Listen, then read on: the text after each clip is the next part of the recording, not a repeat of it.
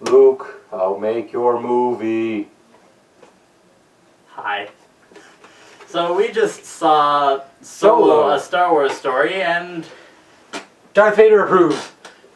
yeah, surprisingly,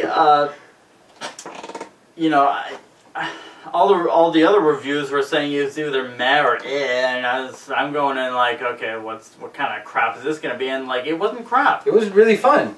Yeah. It was an enjoyable action movie from start to finish. Yeah. Again, it didn't need to be anything super awesome, special, or anything. It was just a fun action movie starring Star Wars characters. Yeah. Giving a backstory to everyone's favorite dead scoundrel. Gonna make myself sad right there.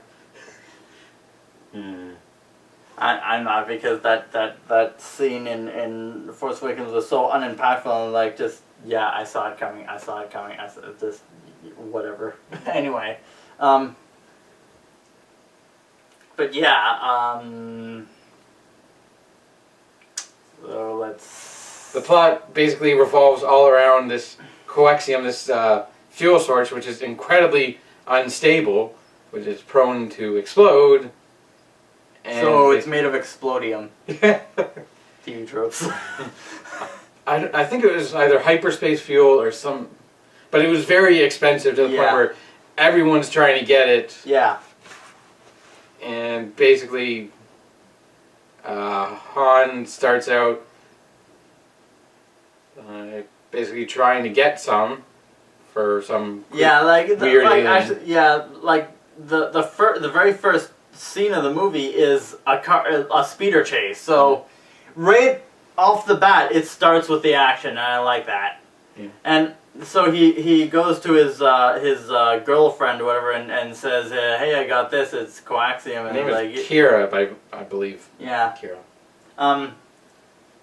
And she's like, "Oh yeah, now we can finally buy way off the planet." So they go to the try and buy the way off the planet. But then they get caught by these bug people. Because it's basically, people. I guess, a woman was like a freaky alien in a pit was controlling all the scavengers on the planet. Yeah, it was like some sort of like centipede, giant centipede. So like she threatened to kill them, and when they disobeyed her, apparently her weakness is light. Yeah, so apparently she's a vampire bug. So she sends her soldiers after them, and they reach the... Basically, it's any modern airport security checkpoint. That's what it is. But in space, and with the Empire. I mean, like it was, again, sort of. First of all, is to show how much dicks the Empire are. Yes. And second of all, is a very, very subtle commentary on just how ruthless airport security is now. Why isn't this light on? That's going to play issues with the background. Oh well. At least you notice it instead of doing the whole video and then noticing it.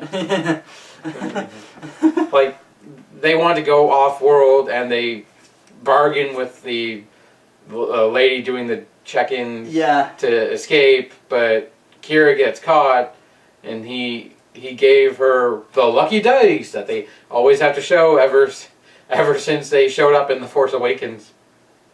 But they showed, I didn't even notice. I'm pretty sure it was. I'm pretty sure they were in The Force Awakens before they were in The Last Jedi. But maybe not. They're important to Han Solo because apparently they're luck. Yeah. They're a sign of luck. Yeah, but so then he goes to sign up to be a pilot in the Imperial military. I like the little advertisement, "Join the Empire." Funny. And then after that, it cuts to 3 years later, and instead it's a war zone. It's like again, a little bit of subtle allusion, I guess, to World War I in the trenches because all the mud. Yeah, probably. So yeah, there's like, again, a lot of mud. They really made it look gritty and dirty and just, but this is where like he encounters this guy, this captain, as it were, who is played by Yondu. Oh, yeah. also named Tobias Beckett, if I recall. Yeah. Who is basically setting up a crew and stealing stuff. Because Yondu. Yeah, again, very much Guardians of the Galaxy kind of feel. He may be your he may be your daddy, but he ain't your papa. Exactly. Or, I forget, I butchered that line. But basically, then Han gets captured because Beckett's a bit of a jerk. Yeah, because he's only looking out for number one. Yeah. So they throw him in basically a pit similar to Luke got thrown in. Only instead of a rancor, it's Chewbacca! You could probably dress up as Chewbacca right now. Well, I don't. But I. You'd just be Chewbacca without the head. Nope. Move your ass away from the camera. Not towards the camera! We're professionals here, we think. I'm like, screw it, I can't find it. Like, how do I continue with that going on? I can't find it. But we get backstory on how Han... Oh, wait, there it is. Damn it. On how Han knows what Chewbacca's talking about, because apparently Han knows Wookiee enough to speak some broken... enough to convince him to escape. Yeah. And then they suddenly become, are we best friends now?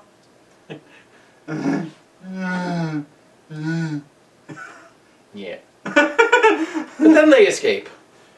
I'm Groot. I am Steve Rogers.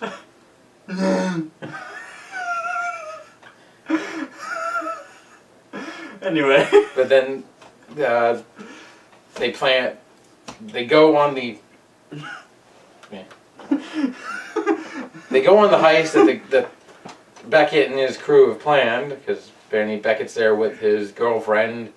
They're stealing more exploding MacGuffin juice. Coaxium. I'm just going to call it exploding MacGuffin juice. Well, I assume it was pulled from the EU. Yeah. Maybe even Clone Wars or Rebels. Because this movie pulls a lot from the EU, yeah. And it helps. It helps. Yeah. It doesn't just come out of nowhere like... What? Yeah, for example, like Han rescuing Chewie from slavery, and then Han owing, Chewie owing Han a debt for that is from the expanded universe. Ugh. The original, not the new Disney expanded universe. Not the Disney bullshit universe. Yeah. But then they go on in a really exciting train robbery. Yeah. Yeah, but it's a freaky train that goes on curves and upside down around a snowy mountain. Just like Black Panther's train. Maybe. Yeah. It was probably propelled by magnetism or something. Why this is superconductor electromagnetism. Surely you've heard of it.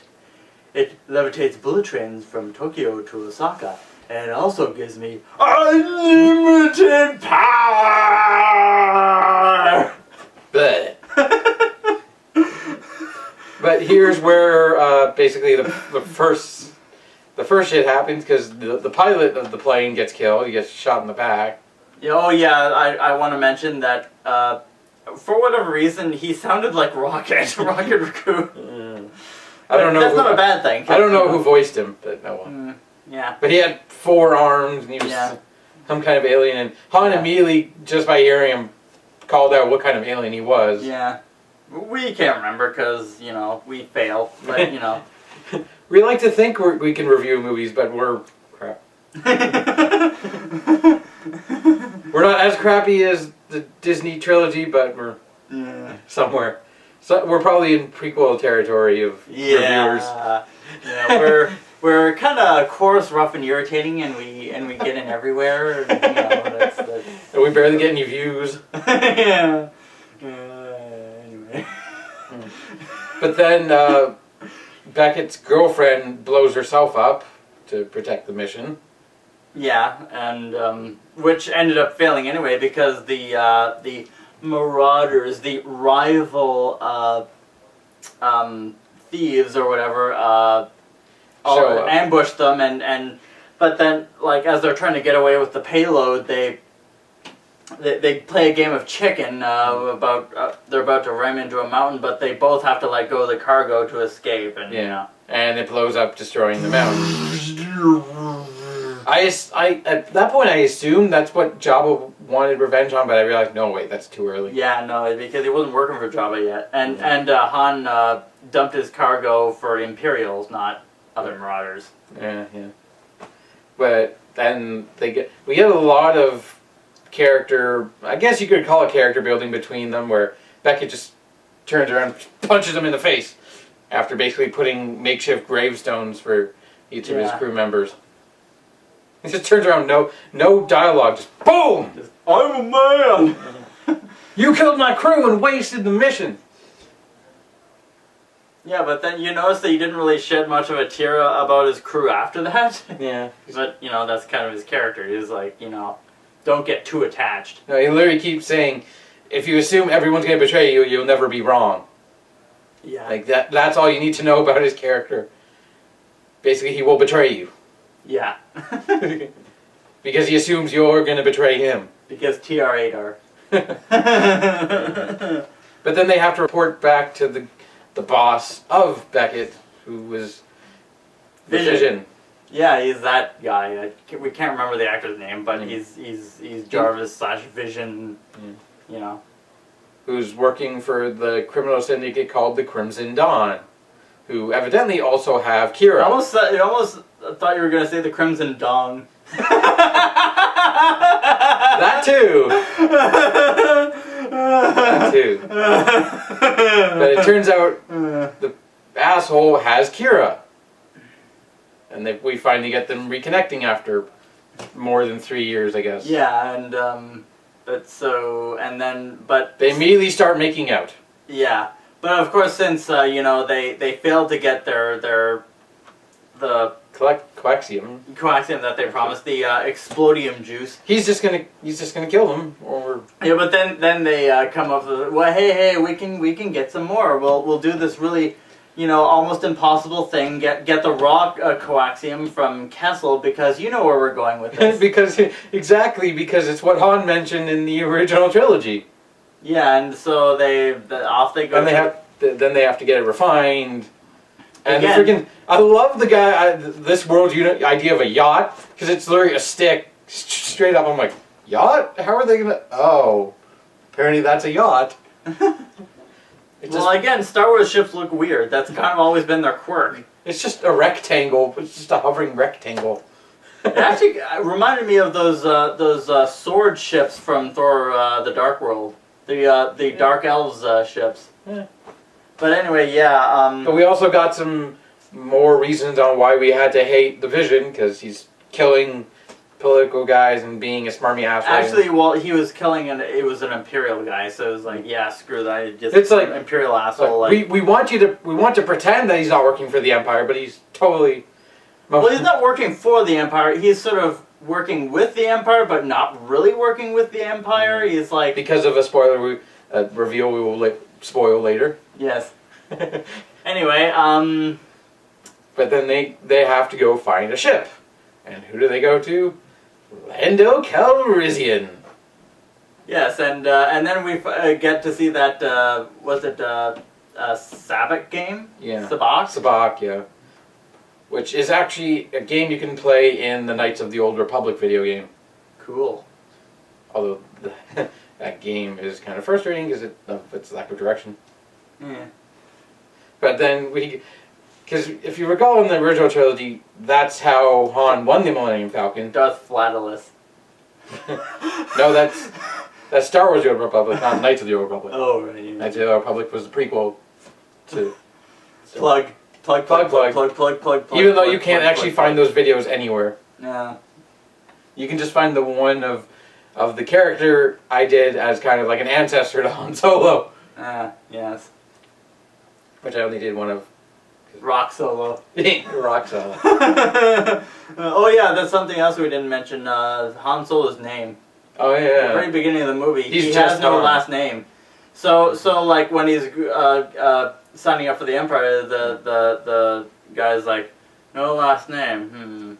So you're on your own. You're Solo. You're Han Solo. it's like, oh, really? Is that where his name came from? I'm like, oh, okay. I kind of saw that coming. I mean, come on. And in the shots in the yacht, I found it odd. The dancing woman singing looked like she was out of Black Panther with the stuff she was wearing on her face, but I just assume it's a musical instrument and not weird jewelry. Yeah, but it was a microphone basically, and also there's this floating head thing in a jar that was also singing. It was probably CG, but it looked like a puppet. Maybe it was a puppet. That'd be cool, a practical effect. But anyway, it was very much a callback to the actually more Jabba's sailbark. That was more what it resembled. So, but then they play a game, and it ends up Han losing the game because Lando cheated. He literally had an ace up his sleeve.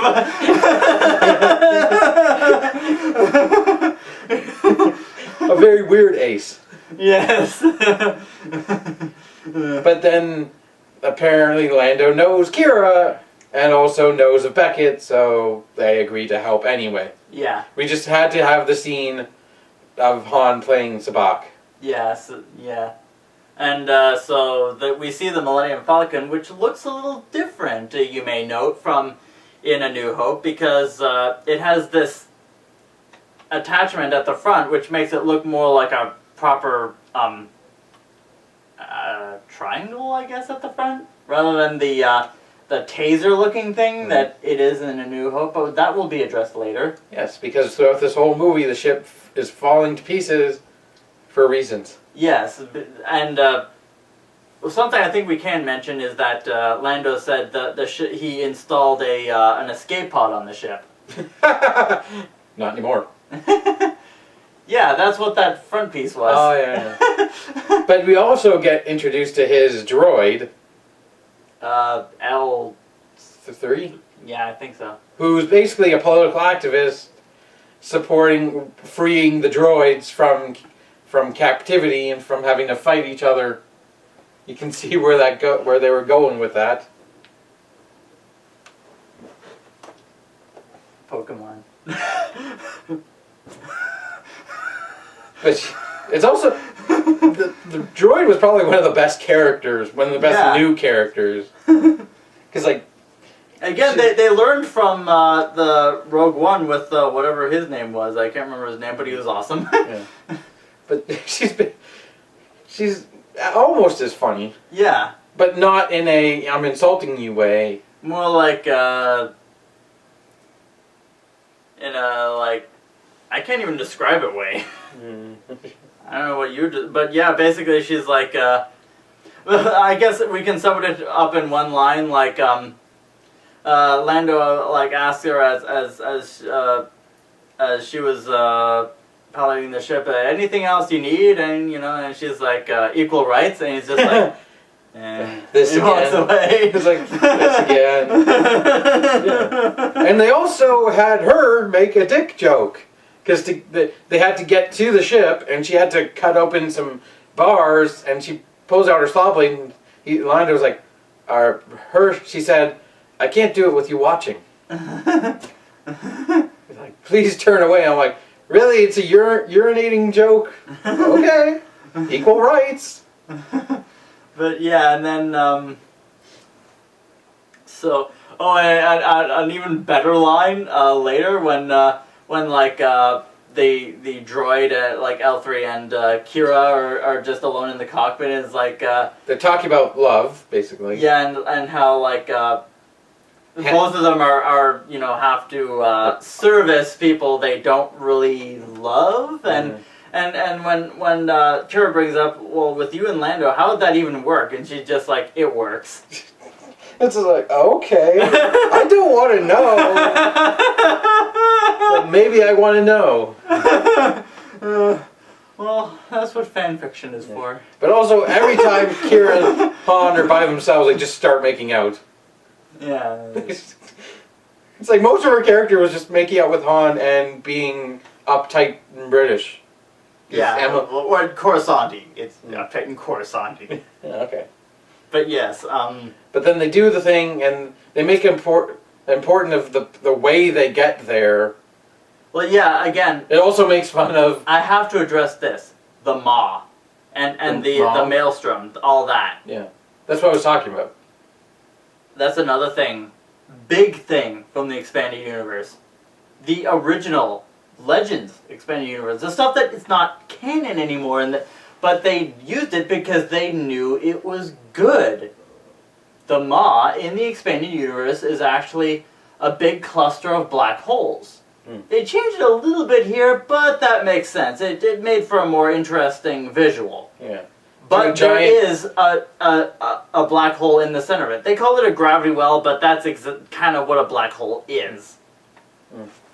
But they made a point of you have to travel through a specific path, otherwise you will end up floating through the maelstrom and probably dying. Yeah, it's basically like... It's making fun of when Han... It's this big killer death nebula full of asteroids, lightning strikes, and pieces of broken ships. It's basically making fun of when Han told Luke that you have to make precise calculations when you jump into hyperspace. Not just that, but less than 12 parsecs. Yeah, because Han's like, we made the Kessel Run in less than 12 parsecs, and Chewie's like, no we didn't, and Han's like, well, if you round down, so basically lying. Yeah. But they end up getting it, coaxium. They end up starting a revolution or a rebellion, if you will. Well, that was that again back to L3, because she started off like she needed to access the control panel. So she was like, "Droid, get out of the way! I need to access this." Oh, strainable! How cruel! Take that off. And the droid's like, "Well, now what do I do with my life?" And she's like, "I don't know. Go free your friends or whatever." And go start a rebellion. And Chewbacca had to free his family, which was the reason he was going on the trip in the first place. To free his family. Yeah. So he does that, and then he saves Han, and in the process, Lando hates Han. we get the beginnings of why Lando hated Han. Oh yeah, that's another thing they addressed. Like, remember in the original trilogy, Lando always called Han Han? Now they made a joke out of that. It's like, Lando keeps calling Han Han, and Han's like, it's Han, but okay. And he even Han called Sabak, like, mispronounced Sabak, and Sabak or something. Yeah, and Lando was like, it's Sabak. But then they get to Castle, and they purify it, and then basically the movie revolves around ends in that scenario where friggin' asshole in his yacht comes. Well, I mean, they have to get. Yeah, they have to. On the top of your finger. This is the on the top of your finger. From my plushies, they're falling apart. Anyway, but yeah, no, we have to address that they have to get through the maelstrom, like through it, not through the pathways, through the worst of it. Because an Imperial Star Destroyer is blocking them. Yeah, and sends out TIE fighters to kill them. And here's where we get.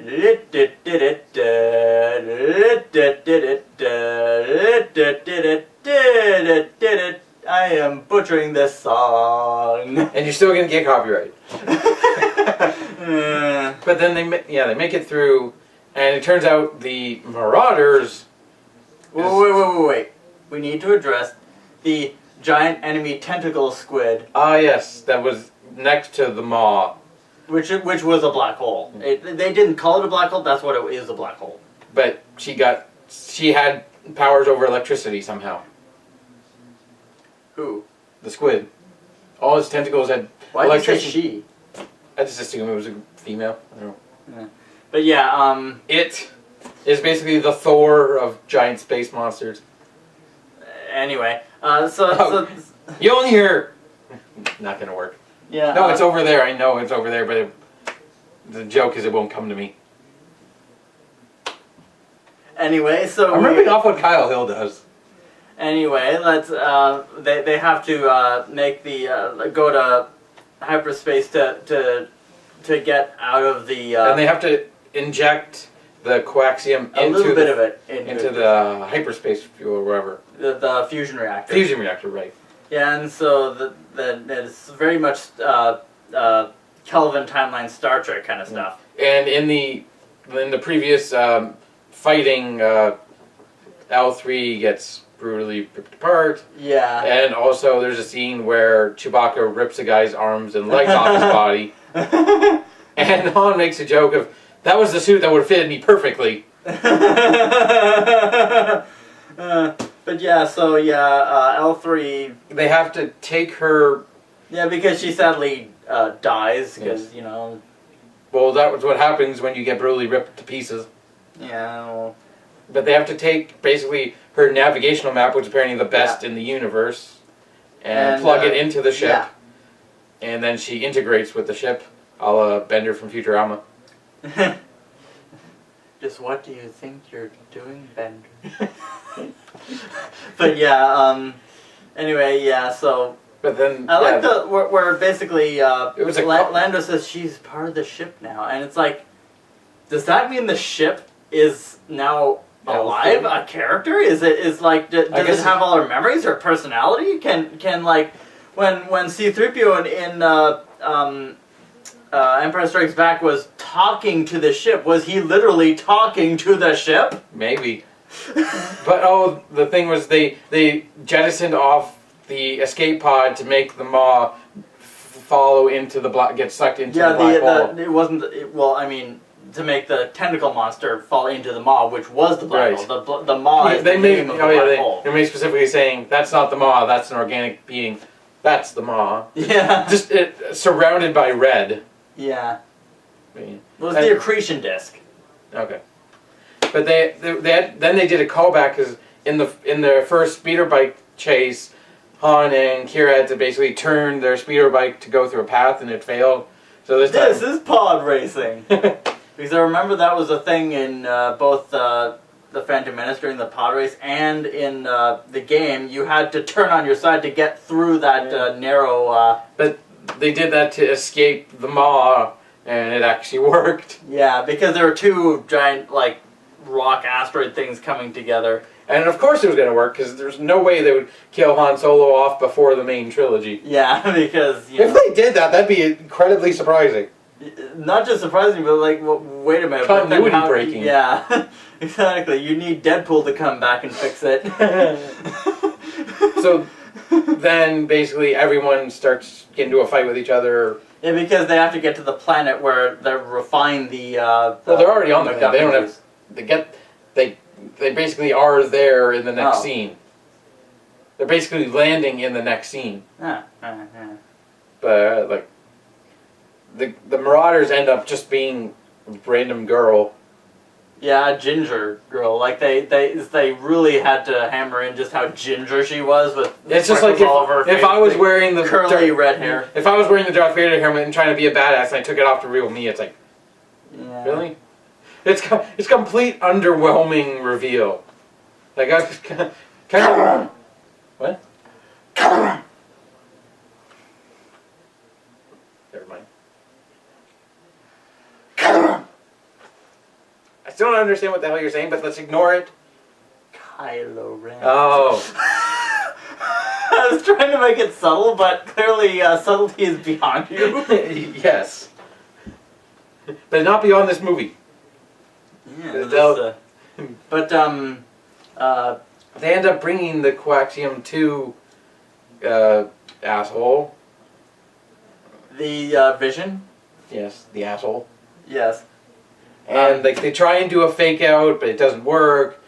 But then it does work because freaking Beckett had betrayed them because they were going to side with the Marauders, who were the good guys. And yeah, they're like starting a rebellion. Yeah, because of, Crimson Dawn is the bad guys. And the Empire. They're two separate entities, even though they sometimes work for each other, but they often betray each other. Symbiotic relationship. Not so much symbiotic, because the Vision guy, like, frickin' murdered a Imperial officer in his first scene. Because we had to see how much of a badass he is. Yeah. With these, these little sword knife things that have, like, little lightsaber blades on the ends of them. Yeah. But... Beckett betrays them, but it turns out the coaxium is there, even though the Vision thinks it's a fake. The fake? It turns out they gave no coaxium to the Marauders. Because they were empty. But the plan, the initial plan was to first to try and make the They tried to say that Beckett died, just so we. And then just make Vision think the Vision guy. He's not actually Vision, but whatever his name is, can't remember. It's the actor. It's the actor who played him. We don't know his name. Basically make him think that they're the fakes, because of a tip off from Beckett, which they knew Beckett would betray them, so they fed him false information. Yeah. So they took out all his guards, and Beckett took out the other guards because he's like, I prefer to be the only one in a room with a blaster. Because Han ended up hiding his blaster in the case of coaxium. Yeah. Just to get it past security. Yeah, and then and then Beckett leaves with Chewbacca and all the coaxium while Kira and Vision have a fight, and Han is also involved. Not really. Yeah. He's just running around trying to not die. Yeah. And trying to shoot and failing. But she ends up killing him and then letting Han escape, who goes to find Beckett. But then we get first she points out a bunch of jewels and stuff you go ahead. I gotta bag all these so we can buy our own ship. I think she gave him one to go get a ship, because she knew she wouldn't be able to join him, so she gave him a jar, a test tube, a vial of something, so he could get his own ship. I assumed it was coaxium, but then it was a little. I think it was a gem, because there was no coaxium left, unless there was coaxium hiding in the gem, but I doubt it. But then we get the most badass reveal ever. Well, no, first before that. Okay. We have to address the other thing. The other callback, if you will. When Han confronts Beckett. Yes.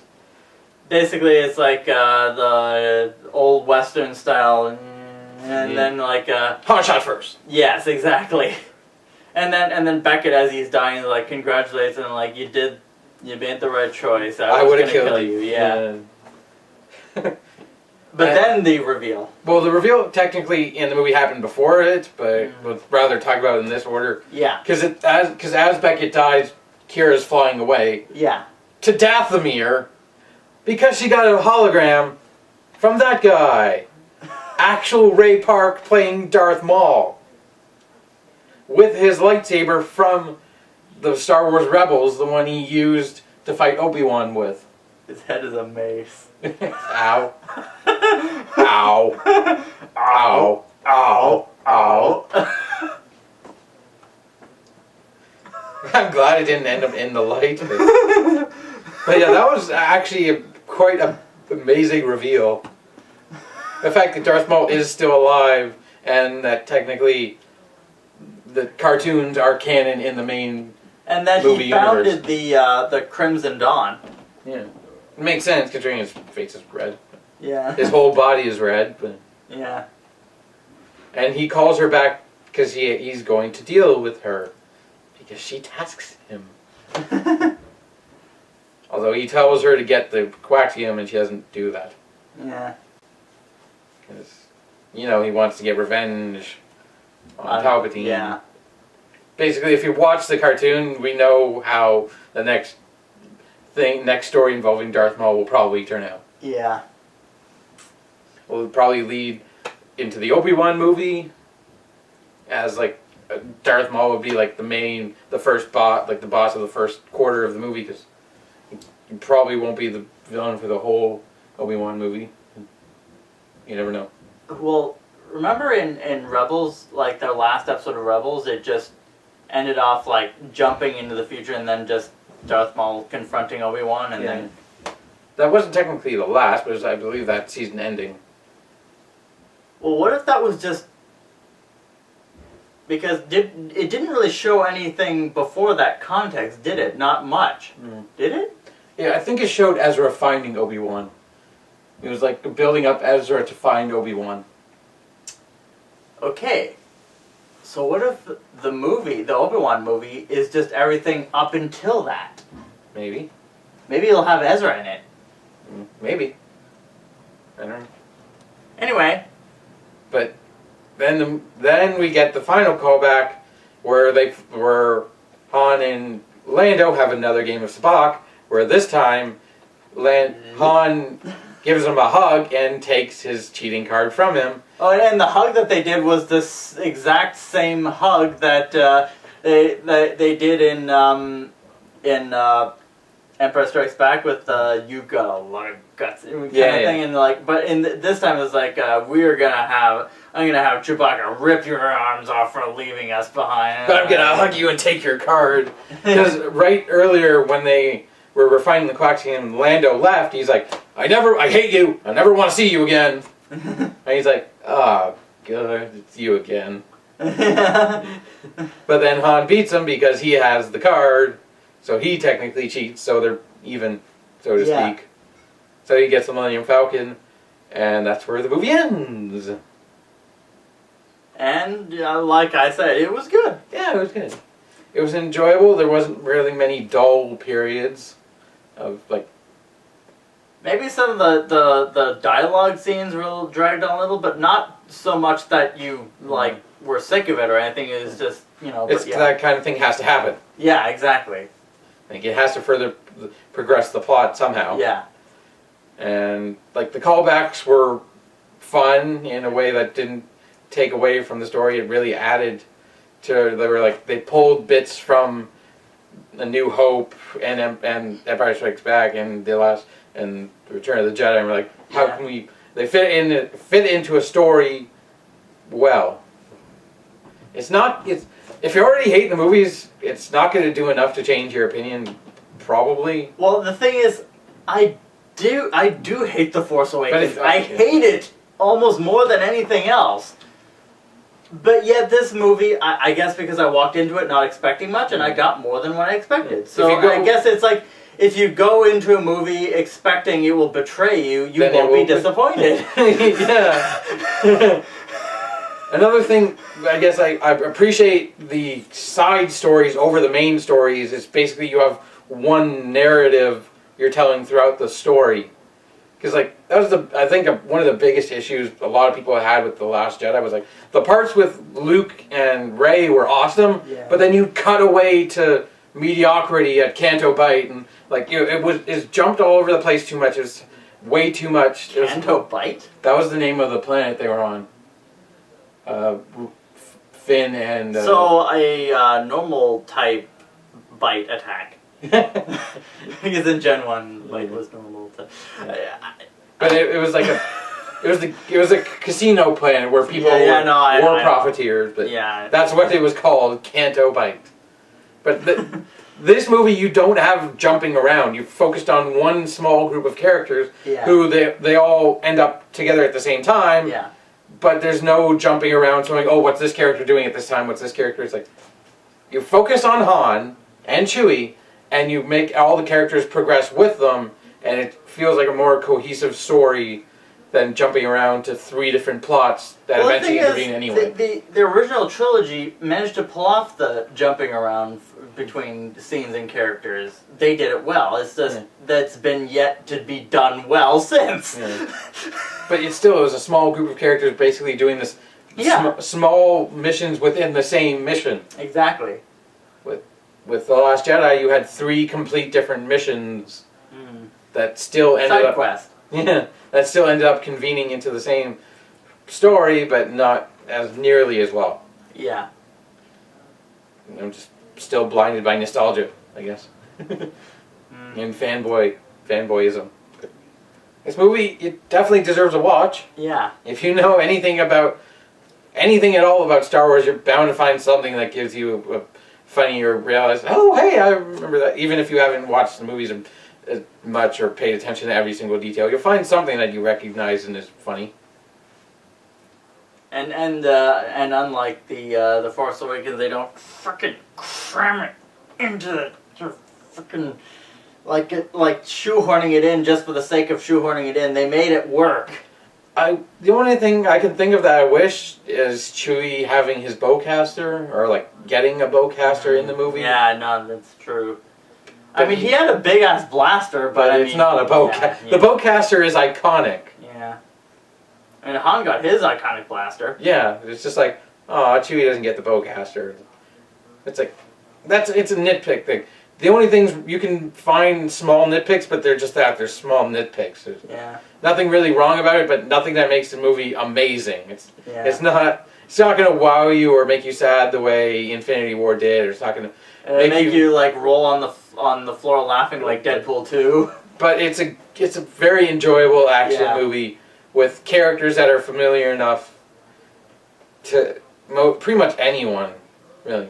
Yeah. Even if you haven't, as I said, watched the movies, you probably heard about these characters. Yeah. So you're gonna. We're rambling, but keep it weird. Keep an ace up your sleeve. We've already done that before. Bye.